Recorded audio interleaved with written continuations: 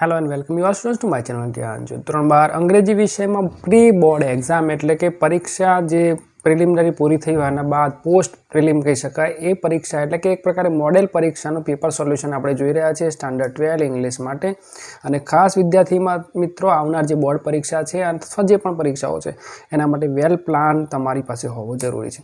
આપણે section A ની સંપૂર્ણ વાત કરી હતી જેમાં ટ્રુ એન્ડ ફોલ્સ ત્યારબાદ નિયરેસ્ટ મિનિંગની વાત કરી એપ્રોપ્રિએટ ક્વેશ્ચન જે સિલેક્શન છે ફંક્શન છે એ જોયા રિસ્પોન્સ પણ જોઈ લીધા આપણે અને એ જ રીતે પ્રશ્નોની પણ આપણે ચર્ચા કરી કે કયો પ્રશ્ન જે અંડરલાઇન વર્ડ્સ છે એના રિલેટેડ હોઈ શકે છે। આજે આપણે જોવાના છે સેક્શન બી। સેક્શન બી જે છે એમાં આપણને પેરેગ્રાફ આપેલા છે, કમ્પ્રિહેન્શન કરવાનું છે અને ટેક્સ્ટ બુકના પેરેગ્રાફ છે અને 12 માર્ક્સના પ્રશ્નો છે। 12 માર્ક્સ એટલે ઓછા ન કહેવાય વિદ્યાર્થી મિત્રો। અને ખાસ કરીને જ્યારે આપણે ટેક્સ્ટ બુકનો અભ્યાસ કર્યો હોય અને એમાંથી જ પ્રશ્નોના જવાબ આપવાના હોય તો 90% જે WH વર્ડ્સ આવે છે ઓછા જે ઇન્વર્ઝન ક્વેશ્ચન હોય છે અથવા ટ્રુ ફોલ્સ કે MCQ કદાચ આમાં આવી શકે ઓછા હોય છે ખાલી જગ્યાએ નહીં પણ મોટાભાગે WH વર્ડ્સ રિલેટેડ હોય છે એટલે ખાસ વિદ્યાર્થી મિત્રો WH વર્ડ્સને વ્યવસ્થિત સમજી લેવાના। એના વિડીયો ઘણી બધી ચેનલ પર મારી ચેનલ પર પણ ઉપલબ્ધ છે, એનો અભ્યાસ કરશો તો ઇઝીલી ખબર પડશે। જેમ કે હુ ઇઝ તો એના માટે જવાબ જે છે એ વ્યક્તિનું નામ હોઈ શકે છે, વેન તો સમય હોઈ શકે છે। આ રીતે આપણે થોડો પ્રયત્ન કરીશું તો રીડ કરવાનો છે, રીડ ધ એક્સ્ટ્રેક્ટ અને answer the question given below. હવે જો આપણી પાસે આ પેરેગ્રાફ છે બોર્ડ પહેલાં અથવા પરીક્ષા પહેલાં જો તમે તૈયારી કરતા હોય તો એનો રસ્તો અલગ છે અને બોર્ડ અથવા પરીક્ષા માટે તમે જો આનું સોલ્યુશન કરતા હોય તો રસ્તો અલગ છે। કઈ રીતે તો ખાસ જ્યારે આપણે પરીક્ષા પહેલાં એટલે કે ઘરે તૈયારી કરતા હોય તો આખો પેરેગ્રાફ સમજવાનો અને પ્રશ્નો પણ સમજવાના અને પ્રશ્નો સિવાયના પણ પ્રશ્નો જે હોય જે આવી શકે તો બની શકે એનો પણ અભ્યાસ કરવાનો। પણ જો આપણે પરીક્ષામાં જ કામ કરતા હોય તો સૌથી પહેલો પેરેગ્રાફ નહીં વાંચવાનો, પહેલાં પ્રશ્નો વાંચવાના। કારણ કે આપણને કેટલું આવડે છે, કયા કયા જવાબ આવડે છે એ કામના નથી, કામનું અત્યારે એ છે કે પૂછાયું છે શું, કયો પ્રશ્ન છે, એ પ્રશ્નનો જવાબ આપણે શોધવાનો છે। આખો પેરેગ્રાફ સમજણ પડશે એ અલગ વસ્તુ છે, ના પડે એ અલગ વસ્તુ છે, પણ પ્રશ્નનો જવાબ આવડતો હોવો જરૂરી છે। તો આ પેરેગ્રાફ આપણને આપેલો છે, પ્રશ્ન જોઈ લઈએ પહેલાં શું છે 19 નંબર। What did Sojourner Truth fight against? સાની સામે એ લડે છે, એની લડત સાની સામે હતી, બરાબર આ પ્રશ્ન છે। અને વેન ડીડ સી ડાય, એ ક્યારે મૃત્યુ પામી? હવે આના જવાબ આપણે શોધી લઈએ ફટાફટ તો ક્યાં મળશે? After the war she continue her tirade for the lord and against the racial injustice. એની જે લડત હતી અહીંયા પેરેગ્રાફની વાત કરીશું તેમાં રેશિયલ ઇનજસ્ટિસ જે છે જાતિગત ભેદભાવ એની સામે લડી, બરોબર છે। અને એના આક્રોશયુક્ત ભાષણો જે છે ભગવાન વિષય પર પણ હતા તો એ છે, તો એ જવાબ આપણને ત્યાંથી મળશે। આપણે એનો પરફેક્ટ જવાબ કઈ રીતે લખીશું એ પણ આગળની સ્લાઇડમાં આપણને મળવાનો છે। બીજો પ્રશ્નનો જવાબ જોઈ લઈએ। વેન એટલે સમય શોધવાનો, તો C died there on November 26, 1883 આ આપણો જવાબ છે આ પેરેગ્રાફ માટે। હવે જોઈએ આના જવાબો કઈ રીતે લખી શકાય તો આ રીતે છે 19 નંબર। What did Sojourner Truth fight against? તો સજનર ટ્રુથ જો આ પ્રશ્નમાંથી જ કે ઘણા વિદ્યાર્થીઓને કમ્પ્લીટ સેન્ટેન્સમાં જવાબ લખતા પણ આવડતું નથી એટલે કોપી પેસ્ટ મારી દેશે, જેમ કે આ પેરેગ્રાફમાં અહીંથી લખી નાખે આફ્ટર ધ વોરથી ચાલુ કરે અને આ જ્યાં પૂર્ણ વિરામ ક્યાંક દેખાય ત્યાં સુધી એ લખ કદાચ આટલે સુધી લખી નાખે। તો ઘણીવાર હું કહું છું કે આપણે જવાબ આપવાનો છે હનુમાનજીની જેમ પેલી જડીબુટ્ટી લાવવાની હોય, આખો પહાડ નહીં લાવવાનો। ઘણા વિદ્યાર્થીઓ પેરેગ્રાફ જ ઉતારી દે તો એ નહીં ચાલે, બરાબર છે, એ થોડું ધ્યાન રાખવાનું।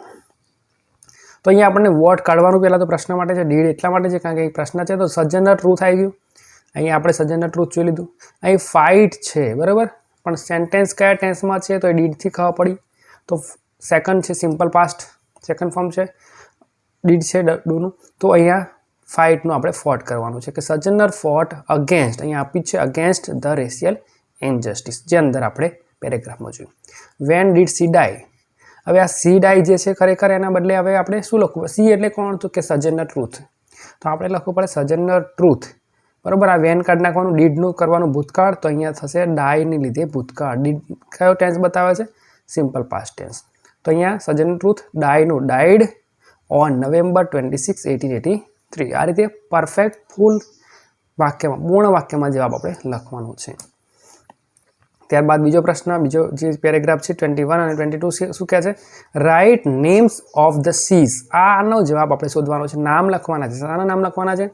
Name of the seas mention in this paragraph, પેરેગ્રાફમાં જે સીઝ દરિયા સમુદ્રની વાતો કરી છે એના આપણે નામ લખવાના, એટલે આપણે બે નામ શોધીશું, 2 કે 3 જે છે। અને what does the authority advise people? યાદ રાખો એડવાઇસ જ્યારે આપ્યું છે, સજેસ્ટ કે આવું કંઈક હોય તો એને ઇમ્પેરેટિવ સેન્ટેન્સ કહેવાય. મોટાભાગે એ વાક્યનો જે જવાબ હોય એ ક્રિયાપદથી સ્ટાર્ટ થાય, જેમ કે come here, go here, do this, આમ. બરાબર. એટલે આ પણ થોડું ખબર હોવું જોઈએ. એ જ રીતે સેડ હોય એનું પણ આપણે આગળ સેક્શન સીમાં જોવાના છે કે સેડ હોય તો ઇન્વર્ટેડ કોમાવાળો જવાબ હોય. તો આ પણ એક નિન્જા ટેકનિક છે કે આવું હોવું જોઈએ. તો સીઝ અહીંયા મેન્શન કયા કરે છે જોઈ લઈએ. તો there are foes on all sides of us. There is nothing between us and our enemies except the Pacific Ocean. જો અહીંયા આપેલો છે and Atlantic Ocean. આ સીઝ જે છે એનું ભાઈ સમાનાર્થી છે ઓશિયન, યાદ રાખવાનું. અને આ બે આપણને આપ્યા છે પેસિફિક ઓશિયન અને એટલાન્ટિક ઓશિયન. બીજો પ્રશ્ન શું છે? What does the authority advise people? તો look at what happen to Belgium, consider the fate of Serbia, will you murmur about low wages when your country your very liberty are in danger? અહીંયાથી છે. Quit your grumbling, get busy and prepare to defend your fireside and your flag. આવું કરો, આ advice છે. બરાબર છે. બીજી પણ એડવાઇસ છે પણ આ પરફેક્ટ થોડી એડવાઇસ લાગે છે. હવે આનો આપણે જવાબ કઈ રીતે કરી શકાય? તો write the names of the seas mention in this paragraph. તો આપણે આવું લખી શકાય, અહીંયાથી પણ લખી શકાય. The name mention in this paragraph, names છે એટલે બહુવચન, તો are Pacific Ocean and Atlantic Ocean. Direct પણ આપણે આ રીતે લખી શકીએ. Question number 22, what does the authority advise people? તો ધ ઓથોરિટી એડવાઇઝિસ, બરાબર છે, people to quit their grumbling, get busy and prepare to defend their fireside and their flag from their foes. તમે આ રીતે સુધારા સાથે લખી શકો. ઘણા વિદ્યાર્થીઓ શું કરશે, આમાં આટલેથી ક્વિટથી લખી નાખશે. બરાબર છે. તો એ થોડુંક જે છે એ બોર્ડ પ્રમાણે અથવા 12માની પરીક્ષાના અનુસંધાને એમ જોવા જઈએ 1 માર્ક કદાચ મળી જતું હશે, મળશે કદાચ. પણ યાદ રાખવાનું છે કે આપણે લોંગ રનમાં ભવિષ્યમાં પણ કરવાનું છે. એટલે કે હજુ પણ ઘણા બધા પરીક્ષાઓ ઘણી બધી આપવાની છે. બીજા પણ આપણે આપણી કારકિર્દી માટે આપણી ક્વોલિટી બતાવવાની હોય ત્યારે આપણે આ શીખવાનું છે. માર્ક્સ મેળવી લેવાથી નહીં થાય. આપણે યાદ રાખો, હું ઘણીવાર ક્લાસમાં પણ કહું છું કે આપણે વિદ્યાર્થી બનવાનું છે. યાદ રાખજો, વિદ્યાર્થી. તો આપણે છીએ શું અત્યારે? આપણે છીએ પરીક્ષાર્થી. મોટાભાગે અત્યારે શાળાઓમાં પરીક્ષાર્થીઓ થઈ ગયા છે. એટલે કે પરીક્ષા આવે, પરીક્ષા જીવી થઈ ગયા છે. એક્ઝામ આવે, માર્ક્સ લાવી દે. પરીક્ષા આવે ત્યારે વાંચે, ટેસ્ટ હોય તો વાંચે, બાકી કશું નહીં. ક્લાસમાં ભણાવતા હોય ત્યારે ડાફેરા મારે. પણ પરીક્ષા છે કાલ, ઓકે વાંચી લઈએ. મીન્સ કે વિદ્યાર્થી નથી, અને વિદ્યા માટે નથી, એ ખાલી પરીક્ષા માટે છે. તો આ પણ આપણે ધ્યાન રાખીશું કે આવી નાની 1-2 પરીક્ષાઓથી કંઈ નહીં થઈ જાય. વિદ્યા હશે તો ભવિષ્યમાં કોઈ પણ પરીક્ષા અમે આરામથી પાસ થઈ શકશો. તો આગળના પેરેગ્રાફ જોઈએ. વોટ ડિઝની છે, ઓકે, નાની adjustment. What did Nani say, અહીંયા જો સે લખ્યું છે, to the mother of the author. What did Nani say છે, અને બીજું છે when did the writer's father marry second time. બંનેના જવાબ આપણે શોધવાના છે. અહીંયા થોડાક શબ્દો યાદ રાખવાના, જેમ કે મેરી, સેકન્ડ ટાઈમ છે, નાની સે. તો આનાથી શું છે, ઝડપથી તમને જવાબ મળશે. જોઈએ હવે. My brother and I were at a very young and impressionable age. અહીંયા આપણને આ ખાસ યાદ રાખવાનું છે. When our father married second time. હવે આ સમય છે, ઇમ્પ્રેશનેબલ એજ, યંગ એજ, બહુ નાની એજ જે છે એ છે આપણો 24 નંબરનો પ્રશ્નનો જવાબ. હવે એવું સીધું નહીં લખે, કારણ કે ઘણા વિદ્યાર્થી, જેમ કે આ પેપર હું મારી શાળામાં લઉં તો વિદ્યાર્થીઓ આવું લખી નાખે, માય ફાધર એન્ડ આઈ વેર. તો તમે અને તમારા ભાઈ નાની ઉંમરના હતા ત્યારે તમારા પિતાએ બીજા મેરેજ કર્યા હતા ભાઈ, તો એવું તો થયું નહીં હોય. મીન્સ કે તમે અને તમારા પરિવારની વાત નથી, આ જે તે વ્યક્તિની વાત છે. તો આપણે પાછા પ્રોનાઉન બદલવા પડે.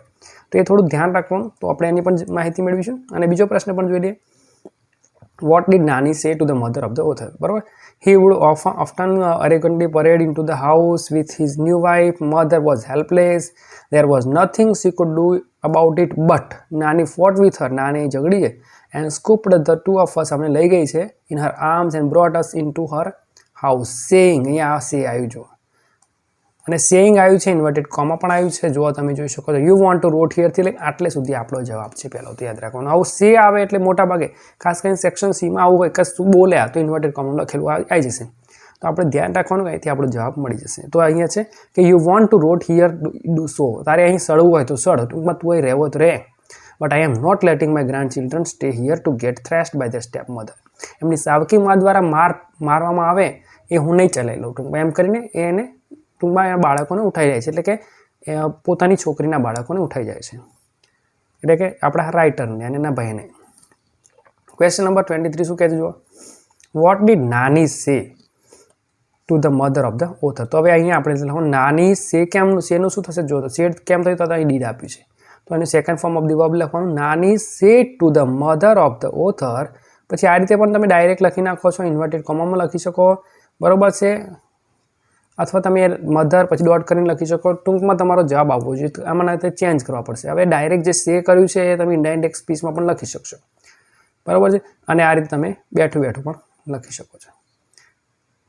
Van did the writer father marry second time, તો the writers and his brother were, જે છે રાઇટર છે, the writer and his brother were young age, at a young age, બરાબર. ઇમ્પ્રેશનેબલ એજ પણ તમે લખી શકો, વેરી યંગ, યંગ છે, were young their father married a second time. Impressionable age લખી શકો, યંગ એજ લખી શકો, ટૂંકમાં નાનપણમાં હતા, નાના હતા ત્યારે લખ્યું છે. આગળનો પ્રશ્ન, it is often seen that, હવે અહીંયા શું છે, how the pamphlets are distributed, કેવી રીતે પેમ્પલેટ્સ ડિસ્ટ્રીબ્યુટ કરવામાં આવે છે એ જોવાનું છે. અને વોટ શુડ બી રેગ્યુલેટેડ, વસ્તુનું નામ હશે અહીંયા શું રેગ્યુલેટ કરવાની જરૂર છે, તો જોઈએ. It is often said that seen that pamphlets are printed in large number and indiscriminately, બરાબર છે, distributed. આ આપણો જવાબ છે કયા પ્રશ્નનો ભાઈ, તો હાવ, કેવી રીતે, જેને જરૂર ના હોય એને પણ આપી દેવામાં આવે છે ભાઈ. 10મા ધોરણની બોર્ડની પરીક્ષામાં આપણે બહાર ક્યાંક પરીક્ષા આલવા ગયા હોય તો ઘણી વાર બહાર નીકળે તો આપણને કોઈ ફરફરિયું આપી દે, ટ્યુશન ક્લાસીસ ધોરણ 10, એટલે ભાઈ પતી ગયું, તો એ આપણા લાયક નથી, આપણા કામનું ના એ હોય કદાચ, અથવા કોઈ નાના છોકરાને પણ આવું આપી દેવામાં આવે કે લે ભાઈ તું એ ટ્યુશન, હવે 5મા મેં ભણતું ના હોય તો ઇનડિસ્ક્રિમિનેટલી કહેવાય કે ડિસ્ટ્રીબ્યુટ થઈ ગયું છે. તો હાવ, તો અહીંયા આપણે લખી શકીએ the pamphlets are indiscriminately distributed to all and sundry without any regard to their relevance to the recipient letter on this trace paper, જે આ પછી બગડી જાય છે, ટૂંકમાં પડી જાય છે, કચરો જ થઈ જાય છે. લાય ડિસ્કાર્ડેડ ઓન સ્ટ્રીટ, શેરીઓમાં પડી જાય છે. Living an enormous burden of carbon footprint, કાર્બનની અસરો પેદા કરે છે. પ્રિન્ટિંગ, જો અહીંયા લખ્યું છે પ્રિન્ટિંગ ઓફ પેમ્પલેટ્સ, કારણ કે અહીંયા લખ્યું should be regulated, should be regulated, આ આપણો જવાબ છે ક્વેશ્ચન નંબર 26નો, બરાબર. જોઈ લઈએ ફટાફટ. 25, how the pamphlets are distributed, તો આપણને મળી ગયો જવાબ. ધ પેમ્પલેટ્સ, અહીંયાથી લખવાનું છે, હાઉ કરી નાખવાનું, the pamphlets are distributed indiscriminately to all and sundry without any regard to their relevance to the recipient. આ રીતે આપણે લખી શકીએ, આખું આ રીતે તમે અહીંયાથી પણ જવાબ લખી શકો છો, બરાબર. It is often said, what is often said એવું કંઈ પૂછ્યું હોય તો પાછું એ લખવું પડે, બરાબર. એટલે થોડું એ રીતે તમે ધ્યાન રાખજો ક્યાં જવાબ છે. પછી 26 શું કહે છે, વોટ શુડ બી રેગ્યુલેટેડ, અહીંયા વસ્તુનું નામ લખીશું તો આવી જશે printing of pamphlet, should be regulated. આ જવાબ અહીંયા આપણને આપેલો, શુડ બી રેગ્યુલેટેડ.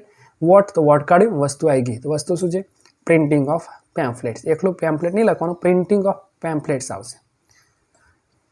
ત્યારબાદ 27 પ્રશ્ન પહેલાં જોઈ લઈએ, what is difficult. What is difficult એ જોવાનું છે, અને what is the function of education. તો ફંક્શન ઓફ એજ્યુકેશન તો આપણને પહેલાં જ આપ્યું છે, ધ ફંક્શન ઓફ એજ્યુકેશન, આ ધ્યાન નહીં લખવાનું, જરૂર નથી.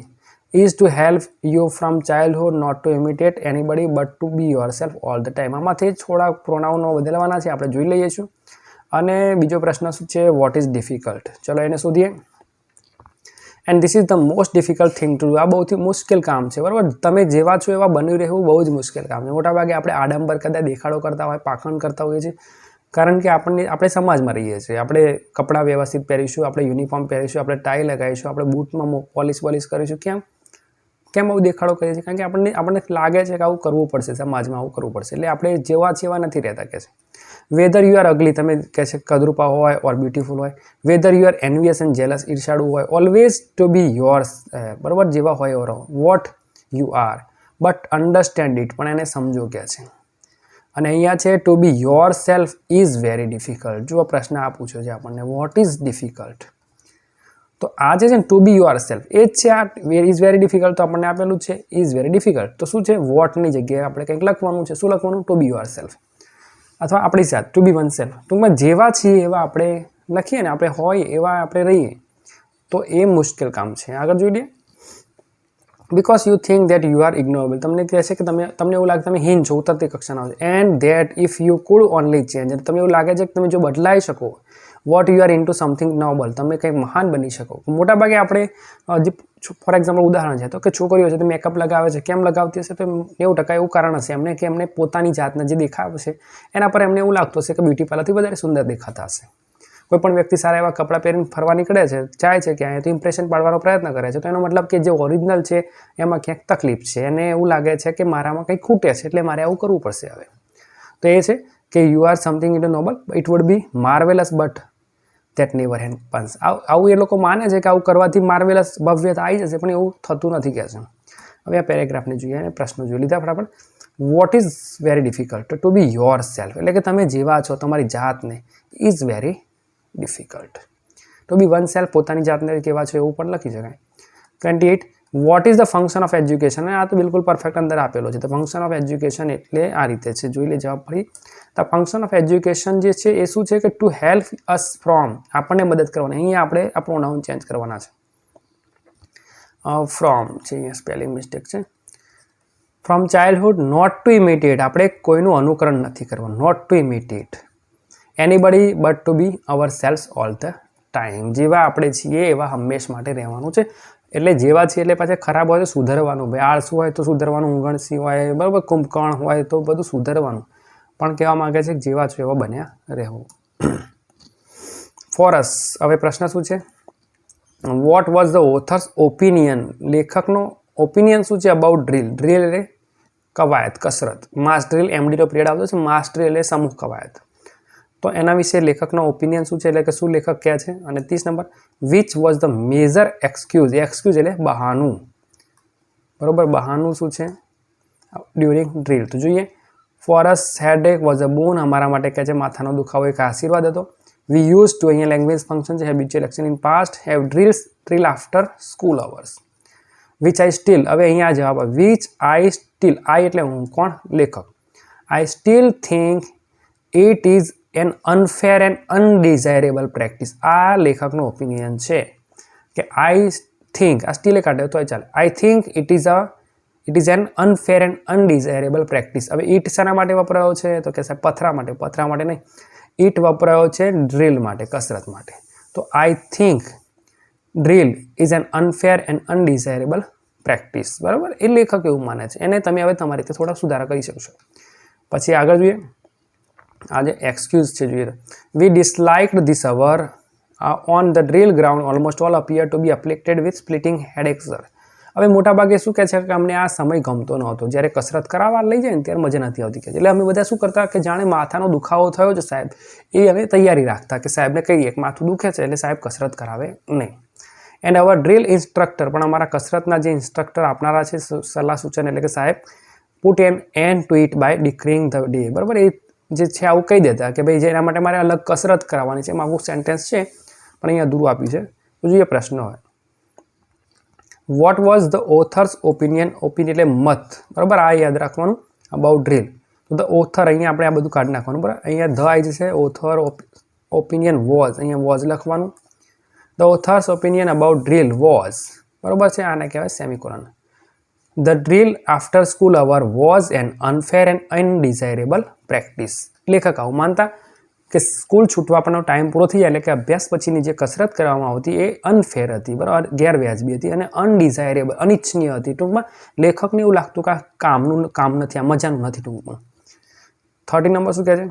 Which was the major excuse, બહાનું, ડ્યુરિંગ ડ્રીલ. તો શું કહે છે? સ્પ્લિટિંગ હેડેક, બરાબર છે, આ એક બહાનું કાઢતા લોકો. સર, આ સરના લખો ચાલે. Splitting headache was the major excuse during the drill. ચલો હવે શોર્ટ નોટ જે છે વિદ્યાર્થી મિત્રો, ખાસ વિદ્યાર્થી મિત્રો, શોર્ટ નોટ જે છે પોતાની રીતે ઘણું બધું એમાં એડિટિંગ કરી શકાય. છતાંય મેં એક જવાબ સાથેની આપેલી છે, તમે એમાં સુધારા કરી શકો છો, એ પણ તૈયાર કરી શકો. તો કઈ કઈ છે જોઈ લઈએ. What a man of imagination and creator, આખી પૂરી લખેલી છે. અને બીજી જે આપણને આપેલી છે હેડેક અ હ્યુમર, બરાબર, આ પણ આપણને આપેલી છે. એટલે આ રીતે આપણે શોર્ટ નોટ તૈયાર કરવી એ લગભગ દરેક વિદ્યાર્થી માટે તો શક્ય નથી હોતું. એટલે યાદ રાખો કે આપણાથી ન થઈ શકે તો આપણે થોડાક પ્રશ્નો માઇનસ પણ કરી દેવાના. એટલે કે 100 માર્ક્સમાંથી 10-15 માર્ક્સ શોર્ટ નોટ છે કે એવું કંઈક માઇનસ કરી શકાય. કોઈને એક્ટિવ પેસિવ ડાયરેક્ટ ઇનડાયરેક્ટ નથી આવડતું તો એને માઇનસ કરીને બાકીના પર ફોકસ કરી શકાય. 70-80 માર્ક્સનું પેપર પણ તમે ફોકસ કરીને એમાંથી 70-80 જે છે પ્લસ માઇનસ લાવી શકો તો પણ સારી વાત છે. કારણ કે આપણે પહેલો ટાર્ગેટ પાસ થવાનો હોવો જોઈએ, પછીનો ટાર્ગેટ છે કે વધારે માર્ક્સ, અને એનાથી સારો ટાર્ગેટ એવો હોય છે કે મારે શીખવું છે. હા, હવે સમય પૂરો કદાચ થઈ ગયો હશે, પરીક્ષાઓ આવવા નજીક છે, છતાંય આપણે પ્રયત્ન કરવો જોઈએ. તો હવે ફિલ ઇન ધ બ્લેન્ક્સ જોઈ લઈએ. તો શું કરવાનું છે આમાં? Fill in the blanks with the appropriate words given in the bracket. 3 marks છે અને 4 ખાલી જગ્યાઓ છે, યાદ રાખજો. એટલે કે 3 ખાલી જગ્યાઓ છે ને જવાબો 4 છે. એક વધવાનો છે અને કયો વધશે આપણે વિચારવાનું છે. તો if there food B a number of different positive, જો ઘણા બધા એટલે કે ડિફરન્ટ પોઝિટિવ શું હોઈ શકે, આઉટકમ્સ એટલે કે પરિણામો હોઈ શકે. આપણે ઘણીવાર વિચારતા હોય કે આપણી પાસે 2-3 ઓપ્શન છે કે ડૉક્ટર થવું, એન્જિનિયર થવું, આ 2 ઓપ્શન છે. આના સિવાય પણ પાયલોટ થવું, આ બધા ઓપ્શન હોય.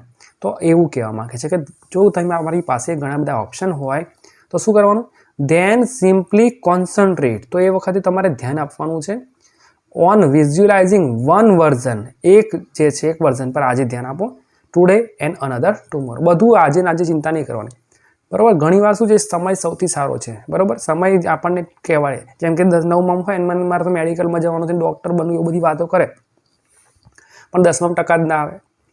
અથવા 10માં પછી 11માં ગયા પછી 10માની પરીક્ષા આપે પછી એને લાગે કે બાયોલોજી તો ભારે વિષય છે, ફિઝિક્સ આવડે છે, મને તો મેથ્સ આવડે છે, તો એન્જિનિયરિંગમાં જઈ શકે. એટલે ઘણીવાર શું છે કે એક વર્ઝન આજે જ જોવાનું કે મેડિકલમાં શું સમસ્યાઓ છે, એન્જિનિયરિંગમાં શું છે, અને આમાં એમ કરતાં કરતાં ફાઇનલ થઈ શકે. તો એ રીતે આપણે આનું કામ કરવાનું થશે, બરાબર. ખાસ કરીને વિડીયોના અંત સુધી બનાવી રહ્યો એટલે તમારો આભાર, થેન્ક યુ છે. અને નવો વિડીયો જે છે એ ઝડપથી આપણે મૂકીશું, સેક્શન C નો પણ મૂકવાના છે.